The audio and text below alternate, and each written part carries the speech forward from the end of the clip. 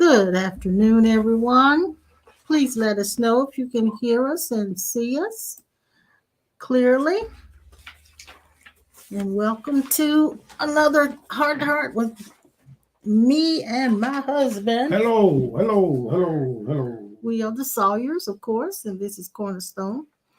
And it's good to see all you guys. Let's see who's here first. James Dixon is the first bird here, the first bird, the early bird.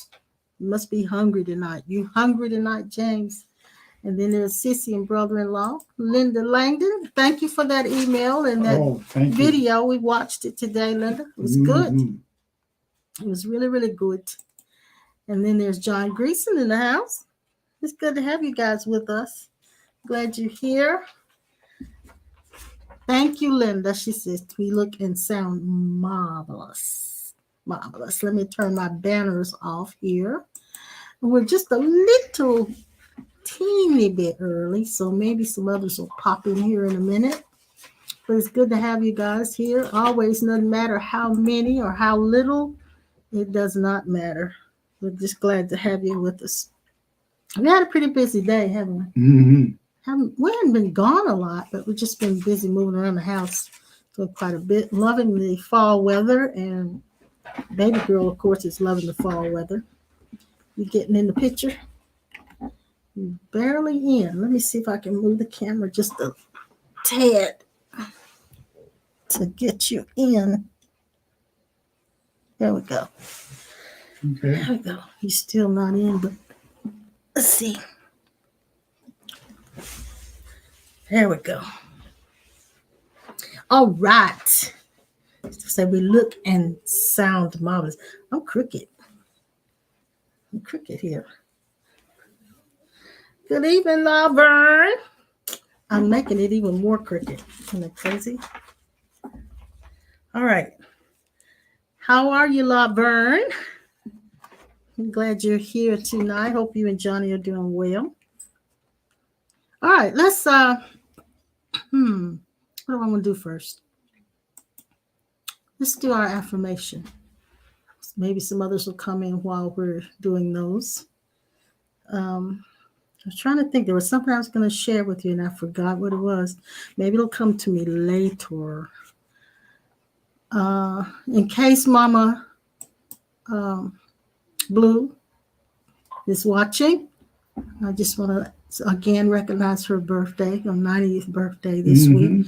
On the 22nd, she turned 90. So happy birthday, Mama Blue. In case you're watching. I hope 90 you are. years old. That's something. And Vern says they are good. Thank you, Vern. I'm glad you guys are doing okay. We're doing pretty good. Your hearing was better. Well, today you had a few challenges, didn't you? Yeah, and yesterday was all day I had trouble with it. Yeah, the fullness more so than anything else. She said it was rough. It was rough. Yeah, it was. And it could be due to allergies. I don't know. I was a little stuffed up last night myself. But anyway, we're good and we're here and we're ready to go. Ready to go. I was looking at a scripture, and I guess this is what I wanted to do, and I forgot all about it. In Ephesians 4:18, it says this.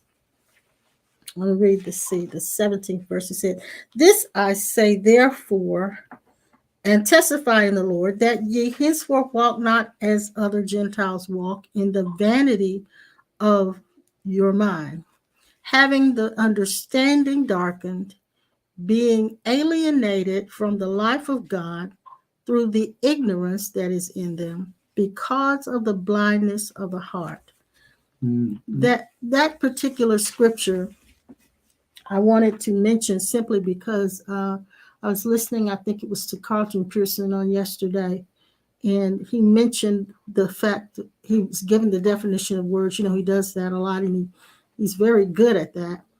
He's talking about the word ignorance. We think it means not to know. But ignorance actually means not to notice.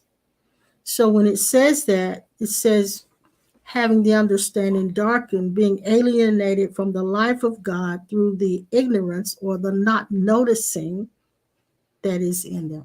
So it's not noticing. So our mission in this earth right now is to cause people to notice what already is. And you were looking at a near death thing today, and it was Yeah. really, really interesting what the man said about how that when he had the near death experience on the other side, he saw he had a vantage point of looking down at the earth Mm-hmm.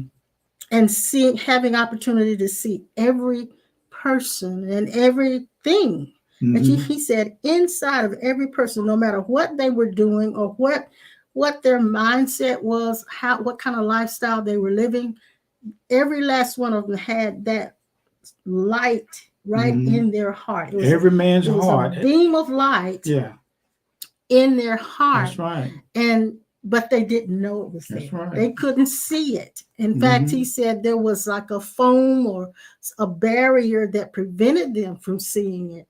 But every person had that in it, and not only did every person have that in it, At the their core essence, at the he core said that essence. gold, we are the gold of God. Yes, And that gold is the eternal self. yes. And he said he saw God in every man. Every man, but every man did not know They that didn't that know it. light They was won't. They there. won't go that way. And not and then Linda Langdon sent us a video of another near death Mm-hmm. experience testimony, and he mentioned the fact that when he had an opportunity to see the earth, he could see the energy of God, the life, the Mm-hmm. essence of God inside everything. Everything was conscious.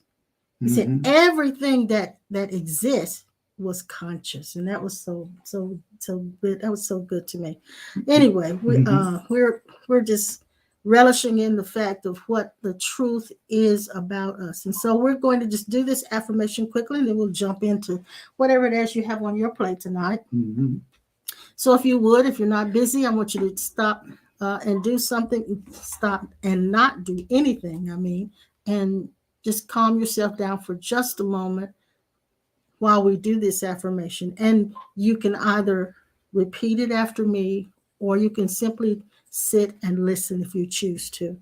I just want to give you the opportunity to just allow this to go deep within you and allow it to speak to you, to your mind, to bring your mind back into alignment if it has been out of alignment, to bring it back into a harmonious unity and oneness. So repeat this after me, or just sit and listen if you choose.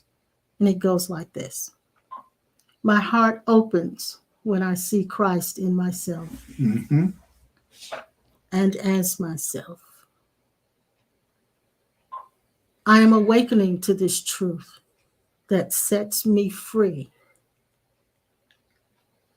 by showing me that I am already free. I have looked for God and found myself. I have looked for myself and found God. My heart, which is the heart of God, is now open and exposed. I allow all beliefs, defenses, and accumulated knowledge to be suspended so that I can embody this truth. I lay down all beliefs about God, myself, and others. The veil of my conditioning is being stripped away. And now the concept of myself is being removed. And there is a divine impartation of knowing. Knowing the truth is my point of recognition of what I am. I am the same essence as God. Seeing God within myself I find that God is seeing himself.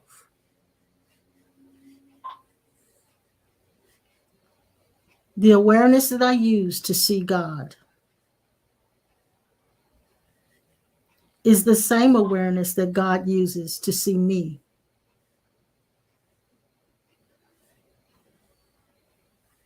I am witnessing the uncovering of the self that I am. And so it is. And so it is. Okay. All right. Good afternoon, Lisa Kelly and Pearl Lucas. I'm glad you guys joined us. Good to have you with us, all of you. Mm-hmm. Okay. What you got there, young man? Well, I've been doing a little research into the depthness of what we were talking about the last class on change. If I were to say to all of you, you can go to the hospital now and in medical center, God has just revealed to you that he wants to use you, or for you to go there and clean out the mental institutions and the hospitals, some of the worst cases in the burn unit, and put new skin and new flesh on their bones. Go to the funeral home and raise bodies from the dead.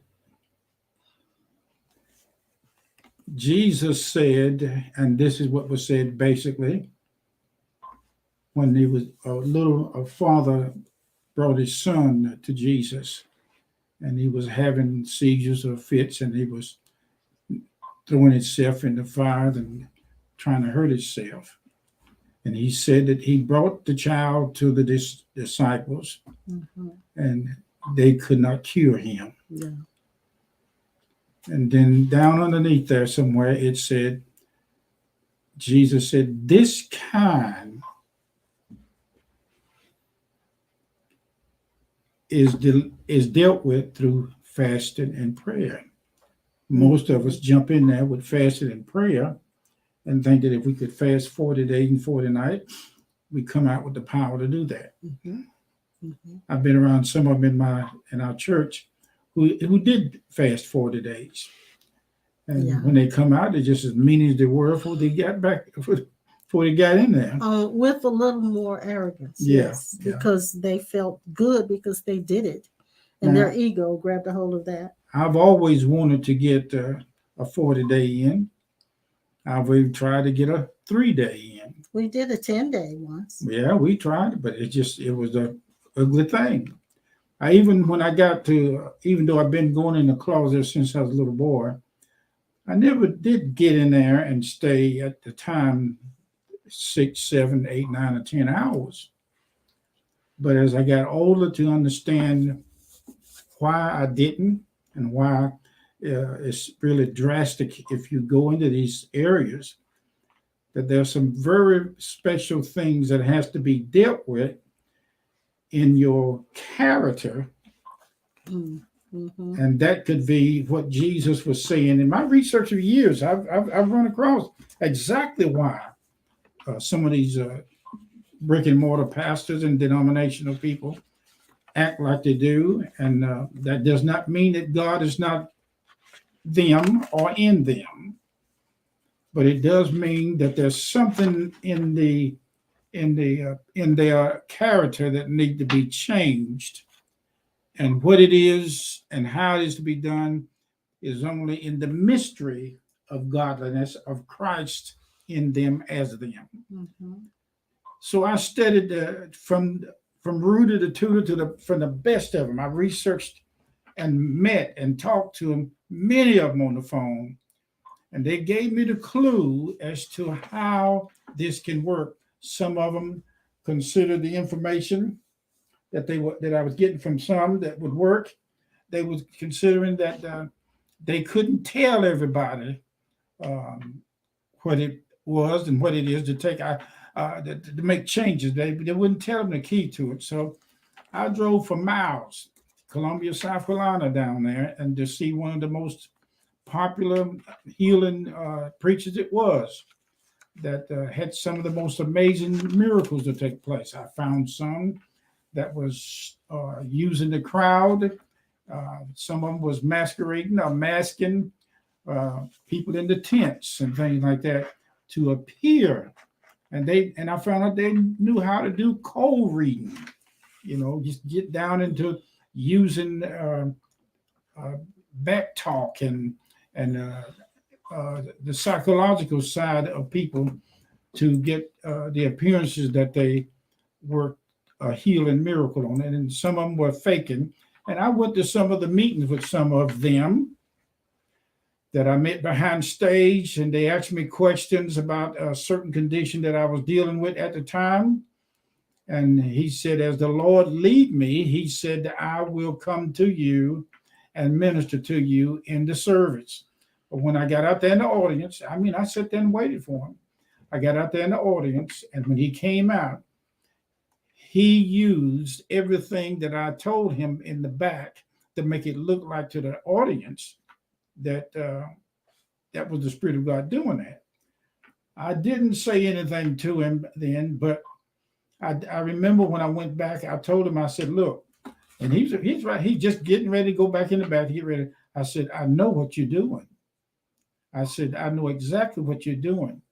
And he tried to filibuster around with it and mess with it, And I also tried to get him to let me come to his room, his motel room, and talk to him about this. And it was just a mess. And I know the man, and I'm not going to mention any names. It's not right. It's not right to do that. But I did see one young man and his bride in the back behind stage, and he told the preacher, the healing preacher, how false and fake he was. And I tried to stop him from doing that because he was making himself look foolish and not the preacher. And I said, please don't do that. Just let it go. And he's a false man, and I'm going to expose him. And I run across a lot of young ministers who claim over 50 some years. Some of them was in my family who claimed that they had a word from God to go to every church, a denominational church in the place where I was raised in Winston-Salem, and correct all those pastors. They would go to the services and wait right good when they start having the testimony service, and they would stand up and call themselves prophesying to them about that if they didn't go into the healing side of the ministry, that God was going to strip them and knock them out and kill them. And I picked up this thing one time. I went to a pastor's church in the country and asked him why he wasn't teaching and preaching on the healing power of God. And I just told him, I said, you riding around in the Cadillac with them big white wall tires, and you stealing and robbing from the people. I told him, but I didn't have any sense. I didn't have no sense. It just because I was cocky and egotistical during that time, and I wanted to look like I had it, and nobody else had it but me. But as I grew with this thing, I cut it back. And most of that stuff I picked up from my mentor, who was like that. He would go on radio and blast people over the radio, and we used to stay on the radio with him and preach like him. But when we started doing what he did, he called us in and told us to sit down and be still until a certain time. But as I ventured into these old mentors, many of them, I've been to churches where the Lord showed me that the pastor was having young girls back in the pastor's study, having sex with them, doing the counseling thing. And I went to him and told him, and he said he wasn't, but the Lord showed me that he was. That was times, it was crazy. It was just crazy. And I wouldn't dare do that now. There was a real famous preacher in Winston-Salem I went to see, and he thought that I was going to come to him to blast him about some of the things I knew that he had done. And I found out that he had got different babies by different ladies in the church and all that kind of stuff. But I didn't go there for that. I told him, I said, look, I was asked by one of my members, who knew you, said, I need to meet you. And I said, I did not come here to expose anything about you or to prophesy to you or to put you down. I said, I just wanted to meet you as a brother. And I did. But it wasn't long after that, during that same moment that I was talking to him, he'd get ready to lose his church. And they'd get ready to shut the doors on it. But I didn't mess with it. I didn't go back to it. I just didn't want to do it. I tried. Honey, let me tell you, y'all, you name it. This lady sat beside me and the many others who stood with us went through church hell with people, and this gospel of truth that they call the gospel of Jesus Christ is really a gospel of the ego. And I'm not putting everybody down because of it. True. I'm just telling you what it is. Mm-hmm. I choose not to mess with that. But I found out my wife and I went through all kinds of deliverance, casting out devils, demons, and we saw them spitting stuff out of their mouth, renting them sore blood and all that kind of stuff. We've seen them crawling on the floor like beasts, like animals. We've seen them just cuss right out in the church, and I've exposed them, walk out in the audience and do that. But I don't think that was the best way to do it. You have your way. This what I'm doing is comfortable to me. But I never could get around the actual character of Christ of love. Love. I even caused problems in me and my wife's family with some of the young ones about their lifestyle, and fussing and cussing about what was of God and what was not. And I stopped it. I'm so glad I got out of it. And I found another way to do this. But anyway, here's my point in saying all that to you. I went up in the mountains and I met in Fort Payne, Alabama. I had met different preachers who were real popular. There was a time they had competition with who had the world's largest revival tent. I went to search them out. I was determined to have the power of God go through me.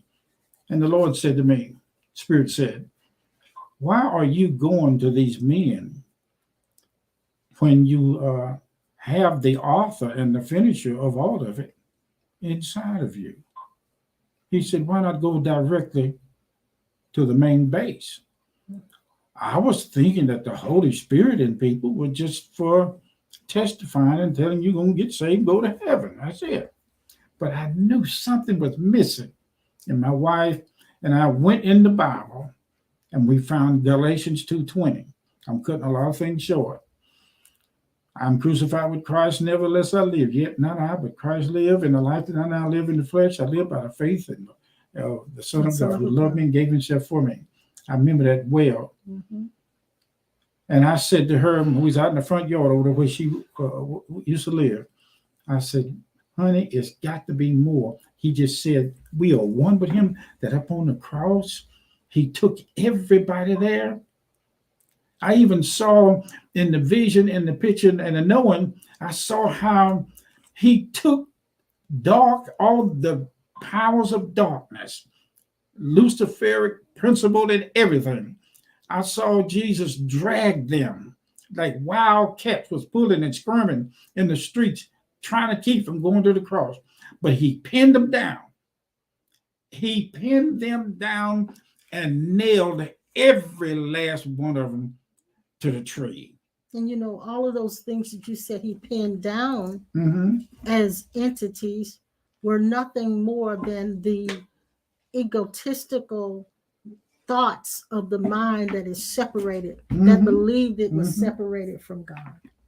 Well, it's all of the thoughts that we have had, it is beliefs we have had. He drug them all to the cross. Yeah, and I saw it. When the scripture said the veil in the temple was split from top to bottom at his death, and finally releasing himself from the body. It is finished. The split from top to bottom. We learned and investigated into that veil over the Holy of Holies was split, and some said that a team of horses couldn't tear that thing in part. But I looked into the vision, and I saw the dark world trying to put that veil back together and sew it up. through false imagination and ego to shut out the fact that that was what wiped out evil. So now as this thing of separation, evil, and sin, and all of that, it is a misunderstood. It's a misunderstood. It is misunderstood. It is misunderstood that as far as my inner self would go, it's been misunderstood, mistaught. I say it like that. God has been misunderstood. Yep. Yes. Yep. Yes. Now, I've noticed certain ones on YouTube that were,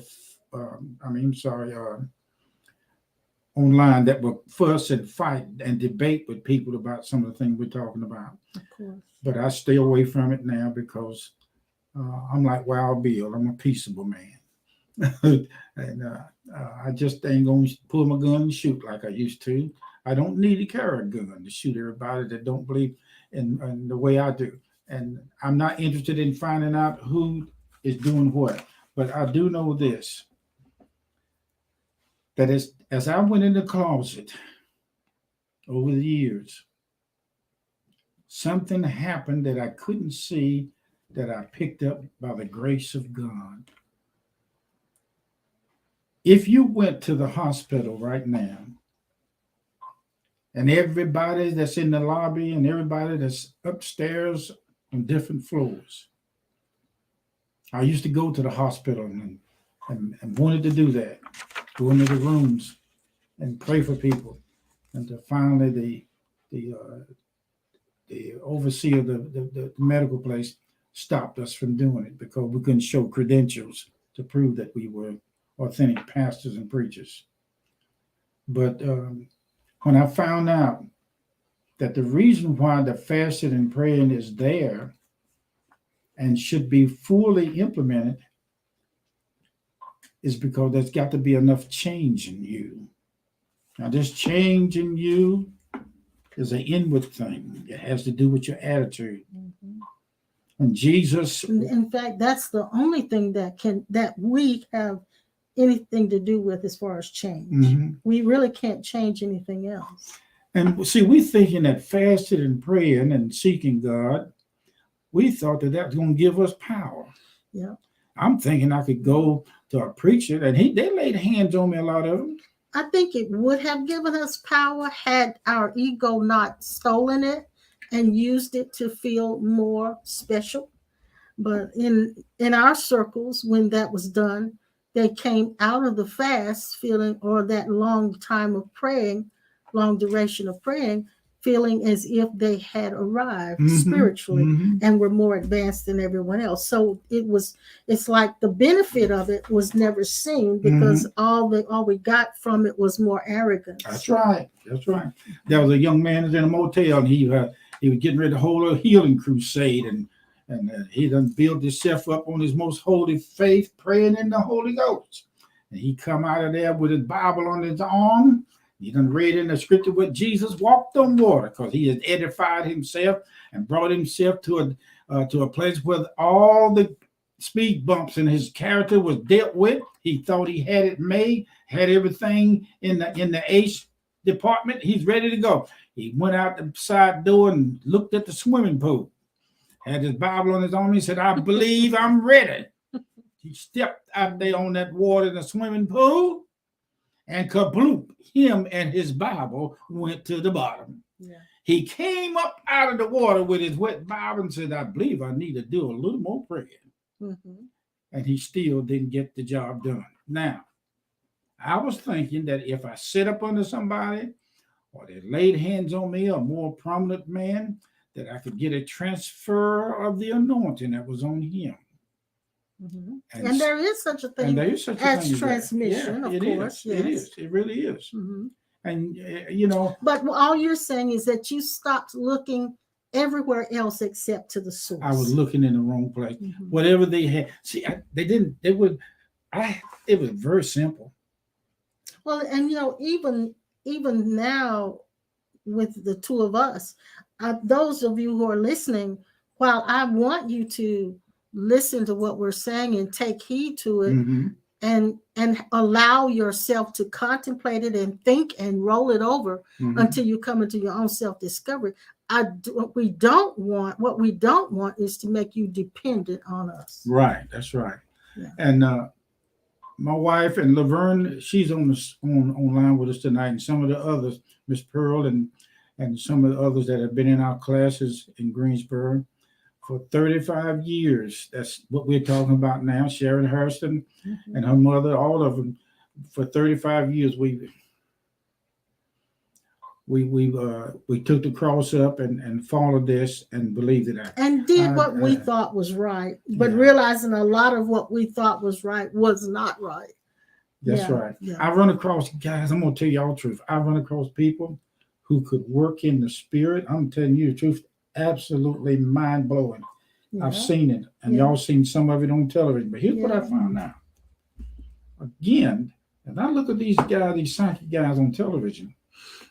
They are doing the same thing that the believers claim that they can do, and some of them are doing it. But here's the point now. After I investigated into the principles of what they do to read people's mail, is the same system that's bled off of those who's supposed to be holy sanctified. It ain't no different. The laws is the same. Yeah. One is in a different attitude than the other. Right. But when you put it all together in the pot, in the soup, you got they can't say it to you like that. You got a mess of chilies and a steak plate. But now you mentioned change. Yeah, change. So that's what we're going to. That's what I'm going to. Now, quality change has to be done in your secret place. Okay. The secret place is that part that seems to be hid. That's right. I mean, down to the brass tacks and nails to a pinpoint universe on the end of a needle. You know, the word secret is where we get the word sacred. Okay. So, nothing is a thing becomes sacred when it's hidden. Yes. And it's private. Yes. So those private areas is what you're talking about. Allowing spirit to go into those private areas and deal with those things that a lot of people don't see about you. Yeah. Character traits. Mm-hmm. Now, when I looked, I gave the parable. Some of you know example. When I used to go and walk in the branch in the creeks and we look for crawfish, and we see crawfish in the branches, and they would be the small ones. But then one day I think I pulled up a big rock. You see the big ones under there. Gosh, man, what you talking about? Yeah. And we didn't eat them. All we did want to put them in a jar and keep them, not knowing that if you put them in a jar, they won't die. Right. But you're talking about turning over stones. Yeah. So in our own lives, there has to be a way of turning over stones of those areas that we really don't want people to mess with. That's right. We really don't want to allow the things to be different. We want to keep, and I've heard a lot of people say that's just the way I am. And it's really not just the way you are. No, it's not. That's a sacred place that you don't want touched. And on the list of y'all that's online with us now, if somebody would have asked you, do you know yourself? They'll say yes. What is your birth certificate? You would probably tell them, but that is not the area that I'm talking about. I'm talking about in the deep recesses of every corner, things that you would have to have revealed by God. Yeah, the Spirit has to do this by revelation and grace. You can't just decide in your monkey mind, I'm going to pull out everything that I can. Well, the ideal of you going in the monkey mind is a flaw. It is. And this is the one thing that I've learned over the years is that whenever we have a spot in ourselves or a place in ourselves that we are saying, I don't want to touch that. This is just the way I am. I don't want this to be messed with. We think that we can allow God to, how do I want to say it? that God will overlook that and go ahead and do all of the other things that we desire and have openings and breakthroughs in those areas. But what we don't realize is that God won't move beyond that point. That point is what everything in your life will revolve around. And you'll find yourself going back through certain things and repeating it because that is what God is stuck on. I was told today, I didn't mention anything to you about it. I was told today, and I think I was in the garage working on something, and it came to me that you and I, at the age that we are, we could live to be 71 or 72 or 172. But he said to me, well, we're already 71 and 72. I know, but I'm just saying. You mean 81 81, 82, whatever. I'm just using numbers randomly. All I'm saying is that he said to me that we are in the last phase of our business, spiritual business. I used to would say ministry, but I don't even fool with that. Our spiritual journey. Yeah, journey. Let me tell you what happened about a miracle yesterday. And this is by the no doing self. I went to get my glasses, other set of glasses repaired, so I have two pair. And the lady in the place was telling me it would cost me well over $200, $300 to get them. And due to the fact that these older ones had different parts on it, she had to first take my old glasses back in the back and see if she could get them apart. Because I put them together with some stuff. It takes Superman. This is the glue king here. Instabond glue, but they work. But you stand still, he'll glue you. Wherever you're standing, I'll hold you tight. He'll glue you to whatever it is you're standing near. So anyway, the lady gave me she said, I said, well, can I just give you half of the money and come back when they come in? She said, no, we don't do that anymore.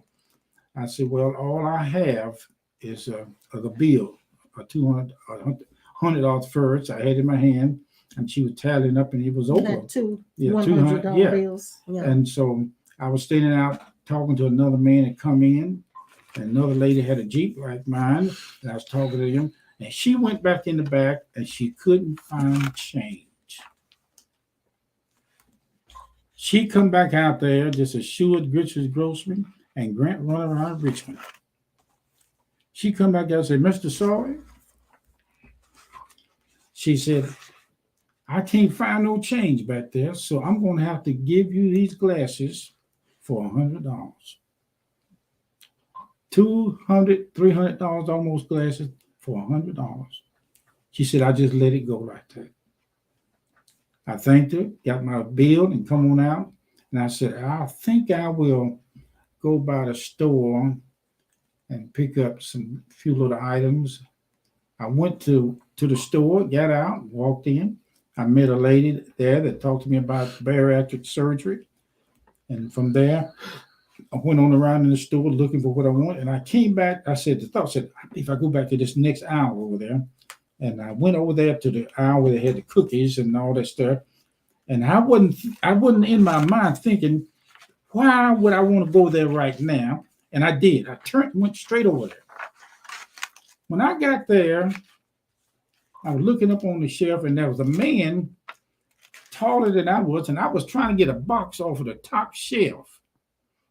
I got every one of them that I wanted, but that particular one, it wasn't so much about going to the store, forgetting something to buy. It was this man, the Lord himself, in the suit of this man, walked up to me. He said, don't I know you? He said, didn't you used to work for R.J. Reynolds? I said, yeah. He said, where? I said, I was at Whitaker Park. I said, I worked there 17 years. And he said, I don't know what it is. I said, I was in casing and cutting. And I said, I was up there at Whitaker Park and around. And he said, you sure I don't know you? I said, my name is Sawyer. And he told me his name. And we got over into this area. Somehow or another, it slipped over into this area about his wife 3 or 4 months ago just passed. The man was broke up. He was broke. I mean, I could tell he was shaking in his voice as he talked to me. And what I did, it gave me an opening. If you have had some of these experiences that I'm talking about, it could be a platform for you to help people like this man. I went into his case from on the other side, and I saw his wife, and I let him know what she was doing. I described to him what she was and what was going on, and that she was visiting him at certain times of the night because she knew that he was having a rough time with it, but she was okay. And I told him that she was the age of 20, 25, just as young as a Brussels sprout. And I said that she is with you and she's helping you. I said it's somehow they can help you from the other side better than they can being over here. And he stood there and thanked me for it.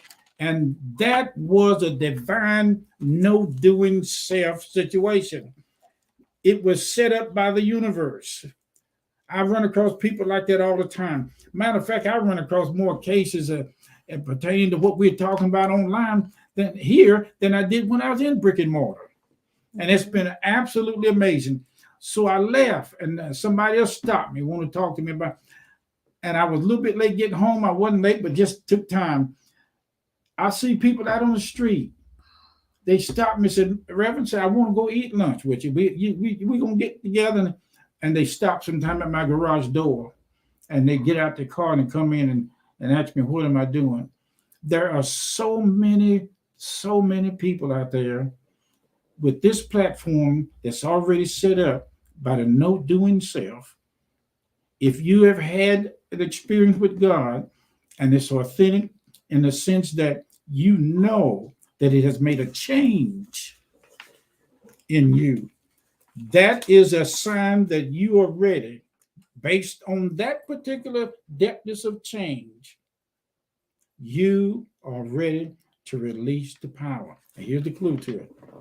The reason why the hospital is not empty is because if they did, what is already in the dark side of the soul would cause every one of us, watch this now.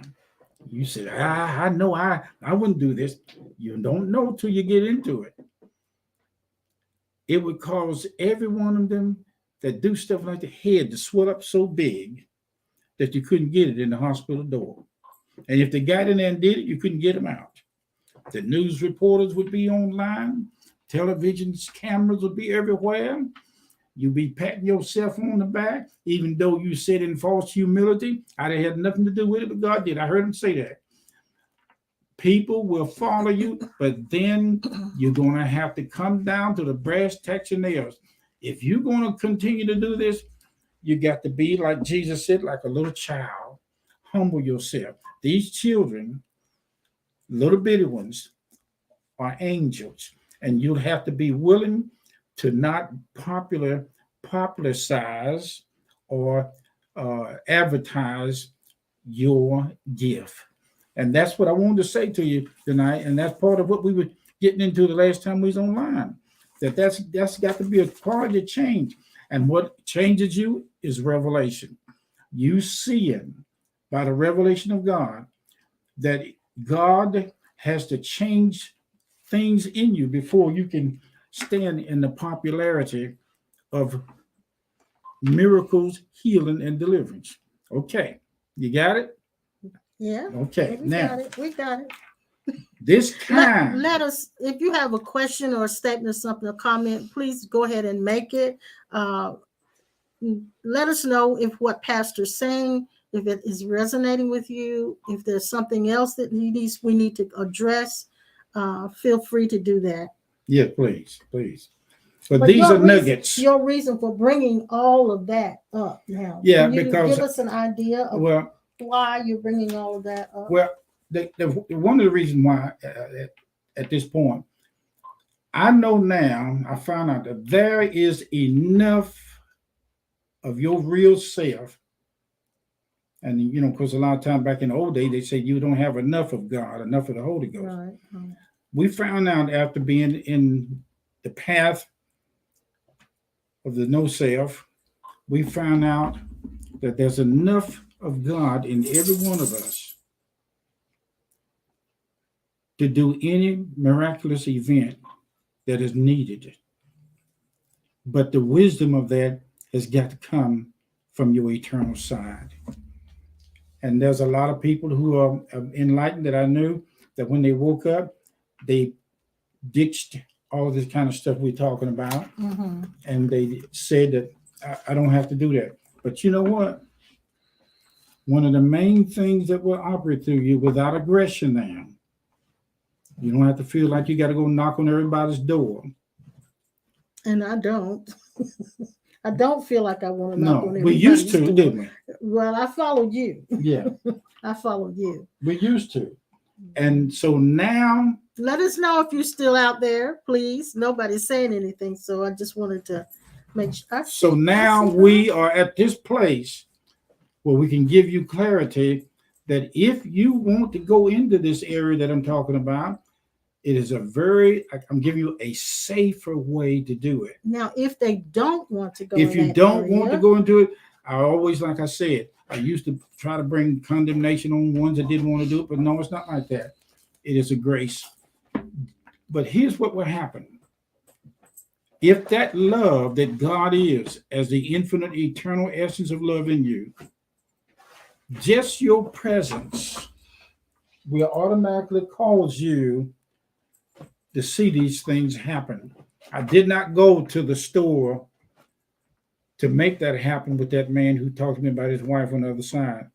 It was spontaneous. Yeah. That's the way it should be. It should not be all of a sudden we get into a business of praying for people and laying hands, and all of a sudden we begin to feel like we need to advertise it on television. Wouldn't you say that that's relative to every? Yes. That's a generality for every aspect of your life. No Right. matter what you feel like you, Mhm. no matter what you are put here to do, Mhm. it should not come from a place of I need to do this because Mhm. Mhm. God is called me to it, or God has forced me to do this. I'm not going to run from my calling, so to speak. It should not be a coercion. Whatever we endeavor in this life should come from a place of naturalness, so that it's coming from an authentic place of what there you really go. are. There you go. Not You I'm got it. trying to be this kind of person, but an actual naturalness of this is the kind of person that I be. And so that's why it comes out. It's not because you're trying, No. but it's because that is what you are. Right. And so I think a lot of us have gotten caught up in wanting to fulfill certain missions, certain ministries, and wanting to fulfill something that's very notable, and having all of these grandiose ideas about what God can do with us. But then we miss what God really wants to do, because we find ourselves outside of the authenticity of what we are. We're no longer natural. We're That's trying to be. Yeah. And that trying to be takes us away from that naturalness. That's right. So it's while I really endorse people wanting to help other people as ministering and all of that, I don't want that to be the central focus, because as you said, change has to take place in those sacred places, those hidden places inside of us. That is really where the miracles happen. That's right. And when that change is taking place in that sacred space that you don't want anybody to touch, that is when you become a field of miracles. There you go. And you're not going to do a miracles. You are a field of miracles going. That's right. That's right. I hope I made that plain. You did. Because some of us can't get into ministry mode. No. But all of us can walk as a field of miracles. That's right. As that part of us that we don't want anybody to touch is touched by God and touched by Spirit. and allowed to be eradicated from our lives, and so that the authentic self that we are can come forth, because it cannot come forth until those sacred spaces are touched. It may come as an illusion, it may come as a trick, but if it does, I've noticed in the years we've been in, it was released 1 minute and it stopped. Yeah, and I want to point out something Linda said, because she reminds me of something.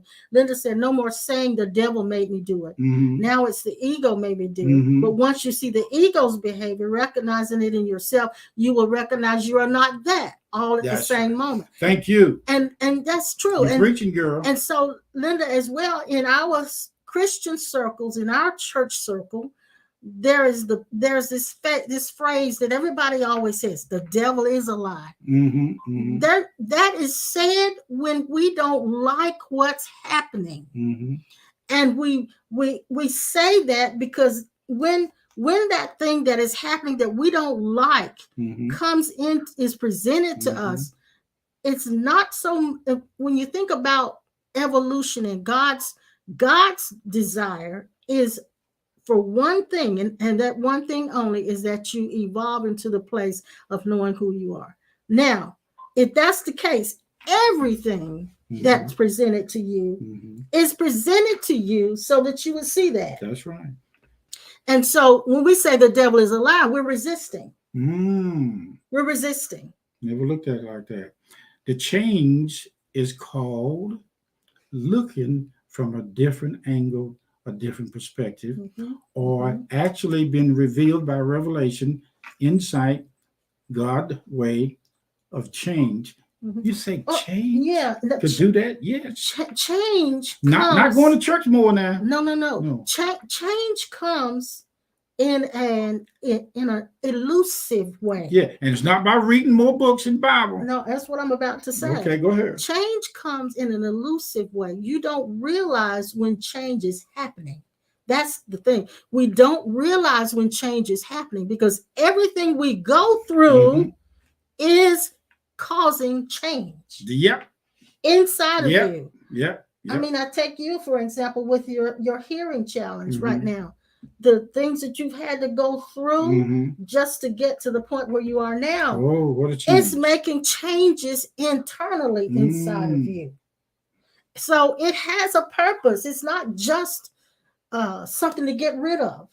It has a purpose. I think about CJ, and I hope he's still listening. CJ and his issue with his wife and all of this. The things that you, CJ, are going through regarding your child, that those things are changing your internal self. They're changing your internal self, and you can't even tell what it's doing. But when it finishes, you'll know that it's finished. Remember the old song we used to sing in church? There's a great change in me. There's a great change in me.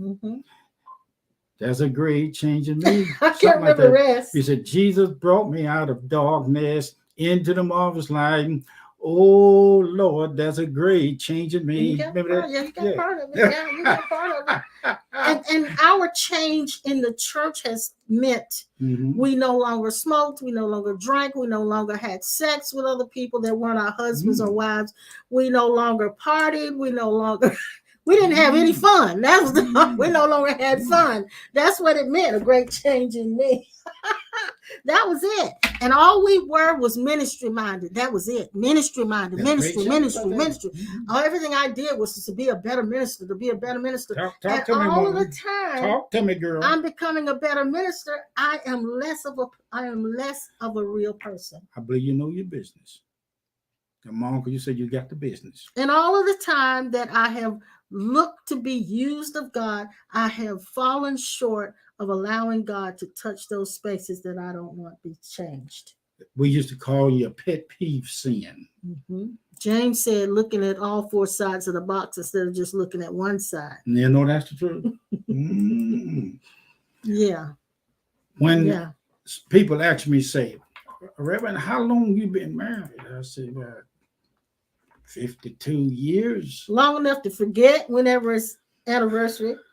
Yeah. That's how long we've been married. That's long enough to forget the anniversary date. And they say, well, how in the world you stay with somebody that long? I said, it ain't no problem. It's just change. You know, I wanted to mention this too, that a lot of people and I don't think you guys do this, but a lot of people in our church circle, when we were in the brick and mortar, a lot of people thought that being an effective minister meant you were spiritually advanced.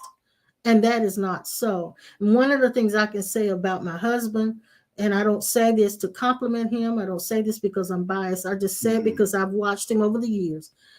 Over the years, I have watched him do his best to allow God to make those changes in him. Thank you. And a lot of times it was painful for him. Yeah. But the one thing I do know is that the two of us have stayed together the way we are because we have done our best to allow God to touch those places. And being cognizant of the fact that each one of us, neither one of us is perfect. Neither one is perfect. Some people in the church used to say, I've been cleansed by God. You might have been cleansed. That means you're not, but you might be washed, but that don't mean you're clean. Like old boy said, you might be asleep, but you can stand another greasing. So it's allowing your heart to remain open to whatever God wants to change. I know the other words of that song says, "There's a great change in me. There's a great change in me. I am so happy. I am so free. Jesus brought me out of darkness into the marvelous light. Oh Lord, there's a great change in me." Yeah, there you go. We're gonna go on the road. We're gonna starve too. Yeah, we eat popcorn and peanuts. Sing that song. We can't even remember the words half the time. Oh yeah. And your songs all have the same tune, so I don't know. Well, anyway, do these things. Nope. So there is a non-doer. If it is for you to do it, the best way to find out how to do it and stick to it is to go after God. Character change. Go after here it is. Go after the beingness. And the going after simply means, Lord, whatever you want to do, whatever you want to modify in my behavior, whatever belief you want to crush, whatever belief I may have that you need to dismantle, whatever. It's a full surrender. And a lot of times you don't even have to have the words. It's just an attitude, like you said. When I found out that the key to this thing is death, burial, and resurrection, these are just words. I'm telling you that the key to this thing is the eternal essence. It is the quality of God working in you, both the will and the do. The change that you tried to get to, you couldn't do it. So you came to the end of the road. I heard one miracle lady had one of the most powerful healing ministry in the world. I went to her meeting and she said this. When she gets ready to go out on that stage, she said she touched a doorknob of Carnegie Hall. And in Pittsburgh, we went to see her. She said she died 1,000 times, but she was a broken heart. When I saw Jesus in person the first time I saw him in this dimension, the man's heart was bleeding, travailing, broken into 1,000,000 pieces, and yet it stayed together. This man that I saw, I never knew in awareness how tragic it was.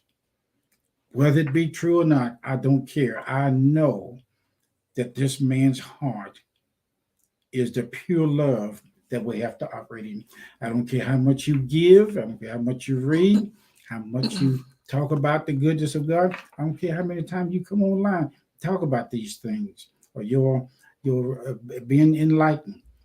It goes back to the where the rubber meets the road. It goes back to this hidden mannerism. I can say it, but it is something that is so deeply unspoken that the mystery of it, you know it when you hit that place. You know it when God, as your true self, comes forward in consciousness. You see it, and you won't miss it. You won't miss it. But you'll have to. You'll have to. Even the taste and the desire to talk about this has to come from Him. It does. It has to. It does. You'll want to. I used to hear Him, and I just cry and travail over in the night, walking the floor. And to a degree, I still do it out of habit. But I'll tell you something else I found out. I found out I can't go in my closet to seek God to get something. You can't go in your closet to bring change to yourself either. Can't do that. Nothing we do in effort as far as our seeking and our trying makes real change. What makes real change is letting go. Letting go. I can't go somewhere to get something, to be something, if I'm already that. If you're already there. I am telling you, to this day, relax down through your solar plex area. Just relax. You're not going to miss God. You can't, because He's you. He's your real self. I hope we said something tonight to spark this. I can go on with this some more. I got more notes and things. No, it's okay, because our time is up. But I want you to know that with the sincere heart of God, the love of Jesus, the love of Christ, the real stuff. I tell people all the time now, I let go of the false Jesus in order to find the real one. And you know who the real one is? Well, I think you let go of the false one because you found the real one, and that was it. That's right. That's it. Yeah. The real one. Yeah. I'm talking to the real one in this class right now. I'm talking to the real Christ. I don't know what you think about yourself, but even that has to go. Yeah, it does. Your personal opinions ain't hitting on a fat baby's butt. Oh, you can just. Where did that come from? Well, I'm just telling you, just raw straight on a where fat it is. baby's butt. Yeah, you're crying, weeping, trying to get something from God. It don't make it. Yeah, you're going to have to go at it from a different angle. That's right. Go at it from the angle of absolute brokenness, love, absolute surrender, humility, and allowing God to make any changes in you. And when you hit a snag and you feel like all hell's breaking loose, surrender. That is the ultimate spiritual warfare weapon, is surrender. Getting to the place where you will say, whatever, God, whatever. So Linda, thank you, sweetheart. She said, maybe you both have not always been a perfect separate self, but your hearts have always been tuned to truth. And that's why you're here with us, and that we love you. Thank you, Linda. Thank you so much. When I went in the closet, Miss Linda. Before you say anything else, I just want to acknowledge Angel. She wants us to know that she's here. Yes, Angel. Okay. We saw you, sweetheart. Thank you. Thank you. Thank you. I used to tell him when I went in the closet, I said, I don't want anything from you. As in my young days. I said, I know that you have needs. And that's when we were studying about how to minister to God. And we picked it up from investigating into waitress and restaurant. True worship is ministering to God. They come to your table and they minister to you. And I tell them, and I didn't know. See, I didn't know that who I was talking to was my real self. But God understood where you were, and He meets you where you are. He doesn't expect you to be different. Oh, I feel that. I sense that awareness. He doesn't expect you to be different. Oh, I see it so much. And, I always say to him, I want to see you in everybody I meet. Whether they accept you or not, the meanest thing in the world, let me see you. Now I know. It's a knowing that comes from the depthness of the core that has nothing to do with reading and studying. And it's really an oxymoron Mm-hmm. to see him in Mhm. others, because there is no other but him. Mm-hmm. And when that realization hits you, you see him everywhere. You see God everywhere.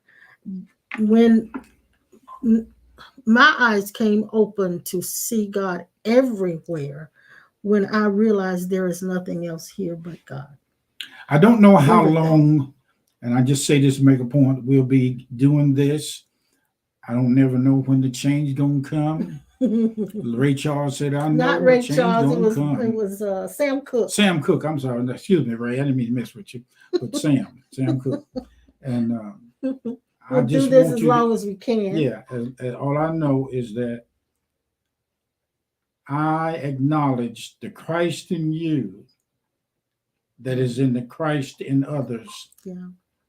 that don't know that he's in them. Yes. One of my Yes. old assistant pastors years ago he said, Reverend, what if I told you that the Holy Ghost is already in everybody? At the time, I didn't pay no attention, but now I do. Mm-hmm.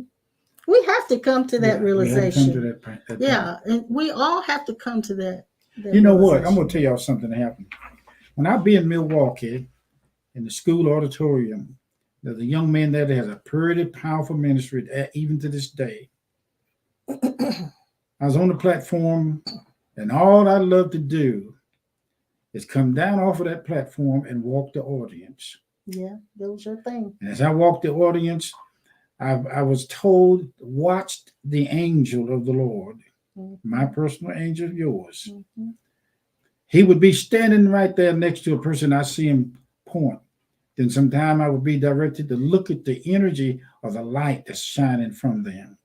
And he said that would be the one. I saw some of the most amazing things take place. But what I'm interested in, the great healing that takes place in a person when they wake up to the pure self of Christ, their true identity. Yeah. That's the key right there. Yes. That's a miracle. That will bring miracles. That will take it. Will. That it is will. like the course in miracles. That's what it's about. That's what that and everything else. That's the course about. right there. Yeah. Waking up to the Christ in you as you. Make the big turnaround. Not just in you, but he is you. He is you. He is everyone. So that's hey, they call him. He is real.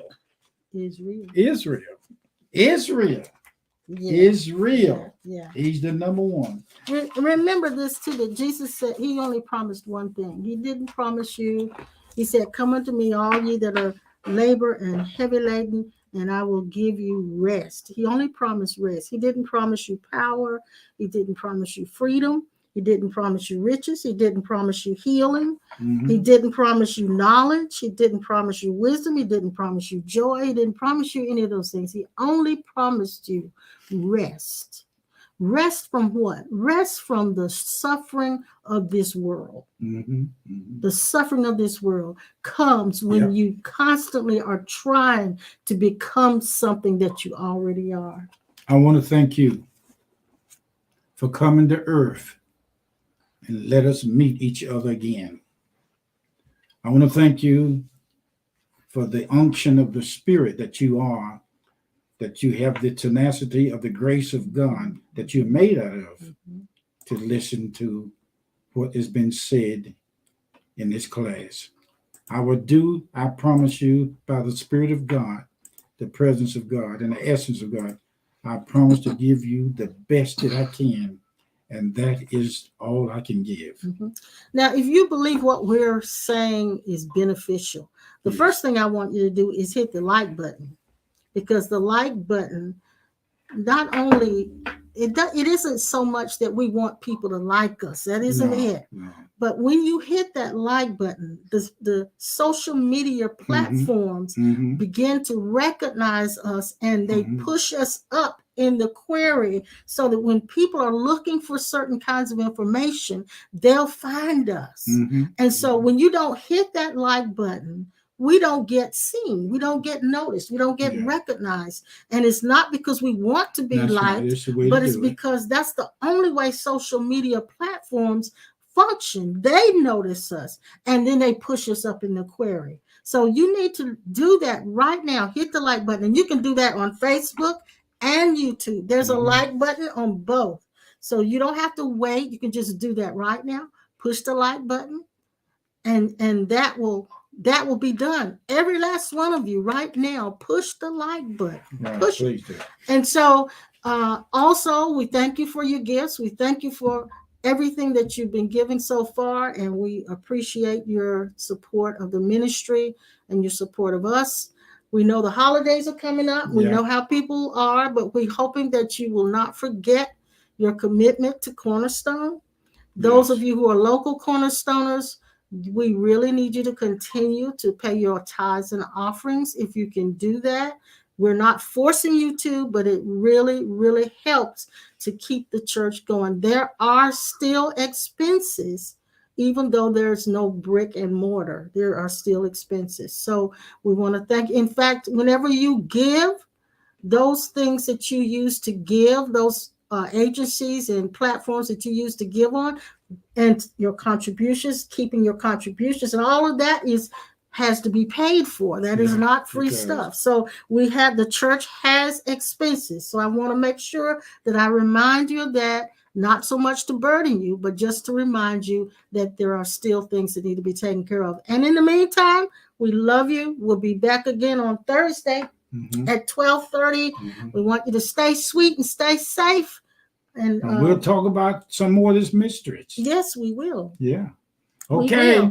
You guys keep your nose clean, your pants on. We'll see you in the next round. Linda says Jesus promised BG a treat. Baby girl's eating all of her treat, and she just went over here and scratching on the carpet. Yeah. And in she laid out in the floor like a dog done run out of gas. She's like, oh, there's no more. There's no more. Yeah. Yeah, but she's good, Linda. Thank you. We'll see you guys. Thank you for your presence. And it is real. You are the real thing. I'm telling you, you are. You real. Yeah, it's nothing like it. Ain't nothing like it. Well, see you then. Adios.